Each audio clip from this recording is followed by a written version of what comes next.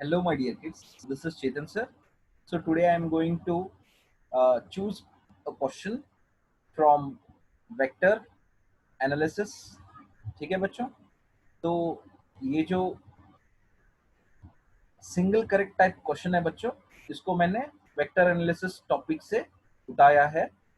तो ये क्वेश्चन का जो अपीयरेंस है वो कर्नाटका के सीईटी 2005 में अपीयर हुआ था बच्चों।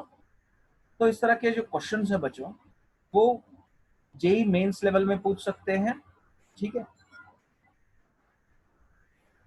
वरना नीट में पूछ सकते हैं तो बच्चों, और यूपीएससी में पूछ सकते हैं, वरना एनडीए में पूछ सकते हैं, ठीक है। तो 5 तरह के जो कॉम्पिटिटिव एग्जाम्स हैं उसमें इस तरह के क्वेश्चंस सेम फॉर्म, वरना थोड़ा बहुत मॉडिफाई करके क्वेश्चंस को पूछ सकते हैं। तो basically this is single correct type question my dear kids. Single correct type क्या होता है बच्चों? ये क्वेश्चन के 4 ऑप्शंस आंसर्स होते हैं, ठीक है, और 4 में से एक ही क्या होता है, करेक्ट होता है, सिंगल करेक्ट। मायने ए बी सी, यहाँ पे देखिए बच्चों तीनों के वैल्यूज दिए गए हैं, ठीक है। और जो चौथा है वहां पे बोला गया है कि can't calculate due to insufficient data, मतलब यहाँ पे जो क्वेश्चन में डाटा दिया गया है जो भी, वो इनसफिशिएंट है। तो बच्चों क्या पूरा जो डाटा है हम बिना पढ़े डिसाइड कर ले कि ये डाटा इनसफिशिएंट है? तो क्या कर लेते हैं बच्चों, देख लेते हैं, चलिए, ठीक है। तो हमें तो पता चल गया कि ये क्वेश्चन जो है वेक्टर एनालिसिस से है, मतलब जो भी हम यहाँ पे अप्लीकेट करेंगे idea, it is related two vectors, ठीक है। लेकिन वेक्टर की जो क्वांटिटी है वो क्या है? वेक्टर की जो क्वांटिटी है, ठीक है, वो है टेंशन। वेक्टर की क्वांटिटी क्या है बच्चों? टेंशन। सो टेंशन को कैसे सिंबलाइज किया जाता है? टी से।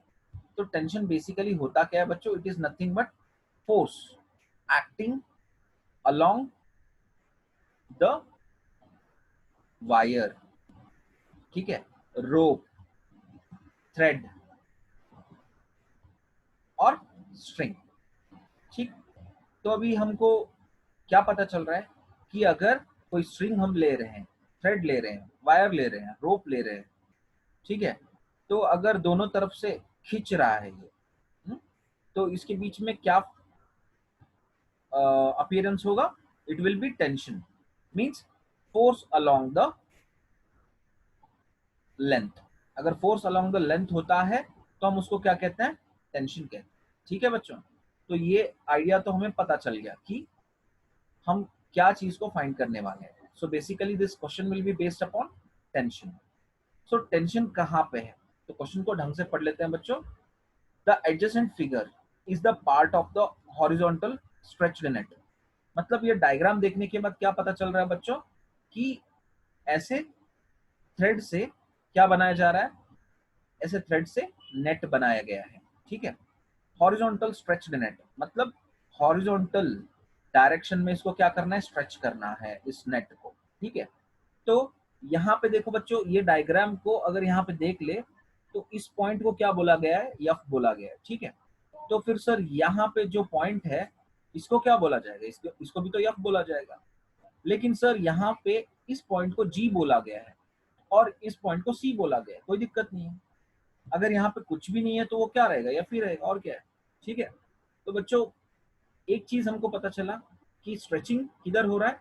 हॉरिजॉन्टली हो रहा है, लेकिन उसका जो फोर्स पड़ेगा वो कौन से पॉइंट पे पड़ेगा? बी पे पड़ेगा, ठीक है। तो जो एंगल बन रहा है यहाँ पे 120, यहाँ पे भी 120 है, ठीक है। तो फिर यहाँ पे कितना रहेगा सर? यहाँ पे भी तो 120 रहेगा बच्चों, क्योंकि जो आप सर्कल डालते हो वो कितने का होता है? एंगल 360 का। 120 प्लस 120 कितना हुआ? 240। तो यहाँ पे 360 में से मैंने 240 निकाल दिया तो कितना बचा? 120। तो ये कितना है? 120, ठीक है। तो इतना तो पता चल गया बेसिक आइडिया कि हम क्या कर रहे हैं, ठीक है। तो थोड़ा बहुत रब करके चीज़ों को समझने की कोशिश करते हैं। क्वेश्चन तो नेट पे है और हॉरिजॉन्टल स्ट्रेच वाला फोर्स लग रहा है, तो यहाँ पे क्या होगा? यहाँ पे भी टेंशन रहेगा, कहाँ पे, बी एफ पे, क्योंकि अगर यहाँ एफ पे फोर्स लग रहा है तो बी एफ पे क्या रहेगा, force along the length B F, force along the length B F क्या रहेगा, वो टेंशन रहेगा। और force along the B C वो क्या रहेगा, वो भी तो टेंशन रहेगा। ठीक है, तो पहला वाला लेफ्ट में क्या ले लेते हैं हम, इसको टेंशन वन बोलते हैं और इसको टेंशन टू बोलते हैं। ठीक है, तो इतना तो पता चल गया कि बीसी पे जो फोर्स है वो टेंशन वन लग रहा है, और जो बी एफ पे जो फोर्स है उसको टेंशन टू बोल रहे हैं हम लोग। ठीक है सर, बाकी की ये चीजें क्या है, ये देखो बच्चों, इसको क्या किया गया है, यहाँ पे इस नेट को अटैच किया गया है, मतलब ये वाले पोर्शन पे कुछ भी इम्पैक्ट ना करते हुए वो क्या रहा है, ये जस्ट एलोंगेट होंगे, किस डायरेक्शन में, हॉरिजॉन्टल डायरेक्शन में। लेकिन जो मेन स्ट्रेच पड़ेगा वो कहाँ पे पड़ेगा, वो पॉइंट बी पे पड़ेगा। सर पॉइंट बी पे क्यों पड़ेगा सर, क्योंकि section A B is stretched with a force of 10 newton. मतलब ये बोला जा रहा है कि यहाँ पे ए और बी के बीच में जो फोर्स लग रहा है वो कितना है, दैट इज 10 न्यूटन। मतलब कोई वेट यहाँ पे क्या हुआ है, सस्पेंड किया हुआ है, सस्पेंशन किया हुआ है, और उस वेट का जो फोर्स कितना लग रहा है ए बी पे, वो लग रहा है आपका 10 न्यूटन। ठीक है, तो इतना तो आइडिया आ गया कि ए बी पे स्ट्रेचिंग हो रही है कितने वेट की, 10 न्यूटन। तो टेंशन वन और टेंशन टू जब फोर्स एफ लगा रहे हैं पॉइंट एफ पे और पॉइंट सी पे, तो वो फोर्स बटा हुआ है। वो फोर्स कैसे बटा हुआ है, T1 और T2 करके। ठीक है बच्चों, तो देख लेते हैं, चलिए इसको थोड़ा सा रब कर लेते हैं ताकि चीज़ों को एनालाइज करते जाएंगे और अच्छी तरह से समझते हुए जाएंगे। तो बच्चों यहाँ पे जो है इसको हम बोलेंगे T1 और यहाँ पे ये T2 है। ठीक है, यहाँ पे देखिए जब ये दोनों तरफ से फोर्स खींचेगा बच्चों पॉइंट बी से, ये क्या होगा, ये होगा आपका रिजल्टेंट। ठीक है, ये आपका क्या होगा, रिजल्टेंट। लेकिन इसको थोड़ा सा अच्छी तरह से ड्रॉ कर लेते हैं ताकि स्ट्रेट लगे दिखने में, थोड़ा बहुत लगेगा तो ठीक है, कोई दिक्कत नहीं। सो 120 को इक्वली इसने क्या कर दिया, डिवाइड कर दिया, ये 60 हो गया और ये भी तो 60 हो गया। और ये जो T2 हम कह रहे हैं और ये जो T1 हम कह रहे हैं, ये क्या है बच्चों, T1 is nothing but हाइपोथिनस, T2 क्या है, T2 भी तो हाइपोथिनस है। ठीक है, तो ये वाला राइट एंगल यहाँ से ऐसे, यहाँ से ये वाला आपका हाइपोथिनस बन गया, और इधर का क्या बन गया, ये अपोजिट बन गया। और ये जो रेड लाइन लंबी दिख रही है सर, ये क्या है, ये एडजेसेंट है बच्चों। अगर ये राइट एंगल ट्रायंगल पहले वाले को ये हाइपोथिनस, ये अपोजिट और ये एडजेसेंट बन जाता है, तो सेकंड वाले को भी क्या बनेगा, सेम बनेगा, ये अपोजिट साइड बनेगा, और ये रेड लाइन क्या बनेगा, एडजेसेंट बनेगा। और T2 क्या बनेगा, दिस इज हाइपोथिनस। ये बात तो क्लियर हो गई। मतलब क्या है बच्चों, इस पॉइंट को देखो, this point, green point, I will take it as O। ठीक है, तो चलो डायग्राम को ड्रॉ कर लेते हैं बच्चों। अभी यहाँ पे क्या हो रहा है, ऐसे, ठीक है, ये आपका O है और ये आपका C है और ये आपका B है। तो मैंने क्या किया बच्चों, यहाँ पे चीज़ों को डिवाइड कर दिया, यहाँ से क्या है, A है। ठीक है, तो मतलब एक ही, जैसे यहाँ पे ये ट्रायंगल है ना, ये क्या है, सी, बी और एफ, इसको मैंने दो हिस्सों में बांट लिया। तो एक हिस्सा यहाँ पे, दूसरा हिस्सा यहाँ पे दिखाऊंगा। So this is again O, this is F, ये क्या है, ये आपका बी और ये आपका ए। ठीक है, दो हिस्सों में मैंने बांट लिया। तो this is also right angle triangle and this is also right angle triangle. और ये क्या है बच्चों, this is T1 and this is T2। ठीक है, सो ये जो यहाँ पे ये क्या रहेगा, आपका एडजस्टेंट रहेगा। तो यहाँ पे right angle triangle, right angle triangle, ठीक है, right angle triangle B O C पे, right angle triangle B O C पे क्या मिल रहा है हमको, T1 आपका हाइपोटेनस है, और जो BO है वो क्या है, दैट इज एडजेसेंट है, और CO जो है वो आपका अपोजिट है। ठीक है, तो यहाँ पे कॉस थीटा जो है बच्चों, कॉस थीटा, जो थीटा इज इक्वल टू कितना है 60 डिग्री है, cos theta is equal two adjacent by hypotenuse. Colour different use कर लेते हैं बच्चों ताकि इजीली विजिबल हो जाए चीजें।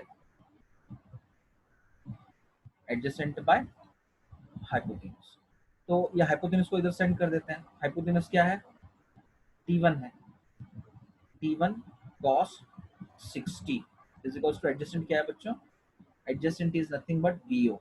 मायने क्या है, BO पे कितना रहेगा, एडजेसेंट क्या है, BO is nothing but T1 cos 60। ठीक है, तो CO क्या होगा, CO is nothing but sine theta लूंगा मैं, साइन थीटा यहाँ पे ले रहा हूँ, देख लो बच्चों यहाँ पे, is equal to opposite by hypotenuse.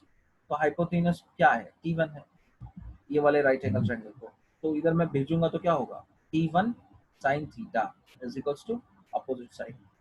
So CO is nothing but T1 sin theta जो है 60 डिग्री बच्चों। ठीक है, तो ये चीज तो एक्सप्लेनेशन आपको क्लियरली पता चल गया कि है क्या। अगर अपोजिट साइड CO जो है वो T1 sin थीटा हो सकता है, तो ये क्या हो सकता है, ये वाला हिस्सा, वेट फॉर अ व्हाइल, इसको रब कर लेते हैं, स्पेस बना लेते हैं थोड़ा सा, ये वाला क्या होगा, this will be T2 sin 60। ठीक है, और ये क्या होगा बच्चों, this is nothing but T2 cos 60। कौन से वाले राइट एंगल ट्रायंगल के लिए, right angle triangle for FOB। Is it clear my dear kids, कोई कंफ्यूजन इसमें, प्रोबेबली नॉट। तो आपको आइडिया तो समझ में आ गया क्या चीज का एक्सप्लेनेशन चल रहा है और हम करना क्या चाह रहे हैं। ठीक है, तो चीजों को रब कर लेते हैं बच्चों, और इन डायग्राम्स को क्या कर लेते हैं, थोड़ा सा इजी वे में पुटअप करने की कोशिश करते हैं। ठीक है,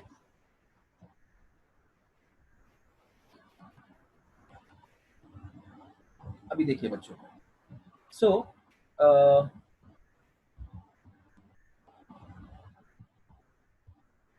यहाँ पे ये G है और ये C है और ये F है, यहाँ पे भी F है। ठीक है, तो ये पॉइंट पे B है और ये पॉइंट पे A है, लेकिन ये क्या है, this is nothing but, wait for a while, अच्छी तरह से ड्रॉ कर लेते हैं,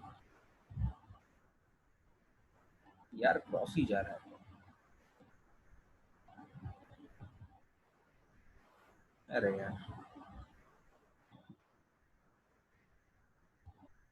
हाँ ये सही है। ठीक है, सो this is 60 degree and this is 60 degree.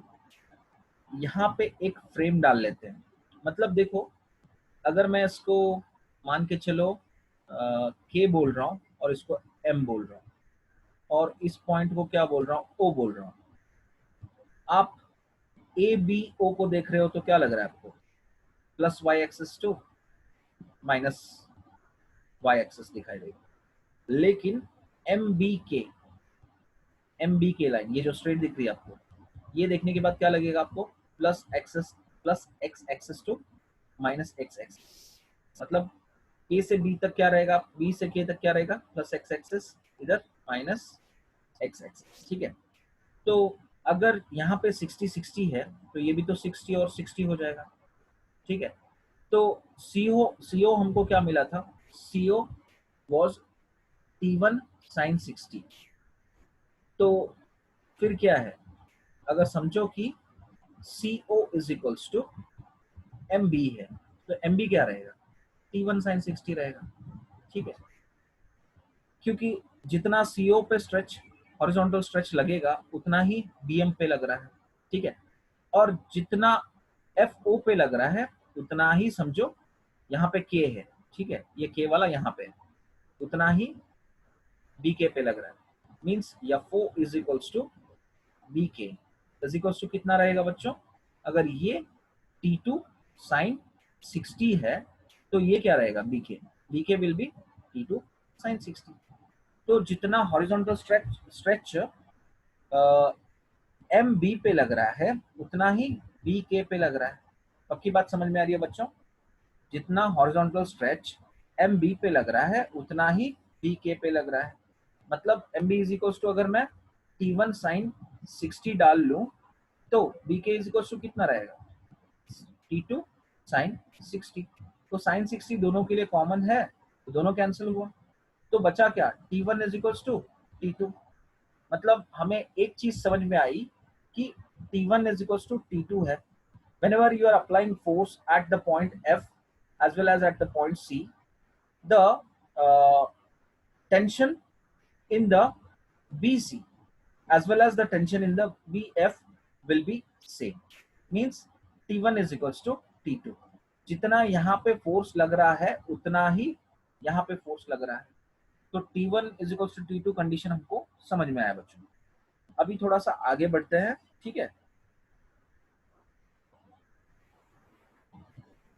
तो बहुत ही इजी क्वेश्चन है बच्चों, समझने में आसान, लेकिन इसका एक्सप्लेनेशन है ना मैं थॉरो कर रहा हूं ताकि आपको चीजें बहुत ही अच्छी तरह से समझ में आए। अभी क्या करना है बच्चों, जितना AB पे फोर्स लग रहा है, जितना AB पे फोर्स लग रहा है वो कितना है 10 न्यूटन है। तो क्या होगा बच्चों, उतना ही जब हॉरिजॉन्टल स्ट्रेच होगा F और C पे उतना ही इधर फोर्स लगेगा, ठीक है। वो फोर्स कितना होगा, एक तो होगा आपका क्योंकि ये एडजेसेंट है दोनों एंगल्स के लिए 60 और 60 के लिए, ठीक है, यहाँ पे 60 और यहाँ पे 60। तो T1 और T2, wait for a while,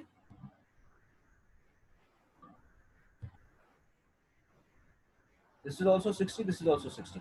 so adjacent पे कितना T1, ये एडजेसेंट कितना है T1 cos 60 है और ये T2 cos 60 है। मतलब T1 cos 60 और T2 cos 60 एक ही लाइन पे एक्ट कर रहे हैं, किसके अपोजिट में, AB के अपोजिट में। सो यहाँ पे Newton's third law point B पे एप्लीकेट हो रहा है। तो Newton's third law point B पे, at point B, Newton's third law is applicable, ठीक है, यहाँ पे अप्लीकेबल हो रहा है।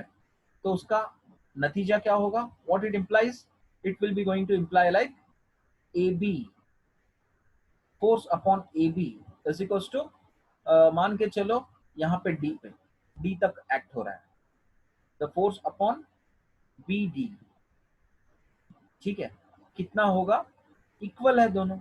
तो अभी फोर्स अपॉन AB कितना है 10 है और फोर्स अपॉन BD यहाँ तक क्या एक्ट हो रहा है, T1 cos 60 plus T2 cos 60, ठीक है। तो बच्चों अगर BD तक एक्ट भी नहीं हो रहा है तो यहाँ पे आप एक अलग से पॉइंट ले सकते हो कि O करके, instead of taking BD you can take BO, force acting upon BO, ठीक है। अगर आपको यहाँ तक लेके जाने के बाद कोई कंफ्यूजन क्रिएट होता है आपके दिमाग में तो आप ये वाला टर्म को छोड़ के फोर्स एक्टिंग अपॉन BO करके इन बिटवीन वाला कोई पॉइंट ले लो, चलेगा, कोई दिक्कत नहीं। लेकिन होगा क्या, Newton's third law will be applicable. So यहाँ पे 10 एज इट इज लिख दिया बच्चों, क्योंकि T1 is equal to T2 है तो हम क्या करते हैं T1 cos 60 as it is लिख लेते हैं और प्लस T2 क्या है बच्चों, T1 ही है, तो T1 cos 60 can be written as it is. तो 2T1 cos 60 मिला बच्चों हमको और ये क्या है 10 है।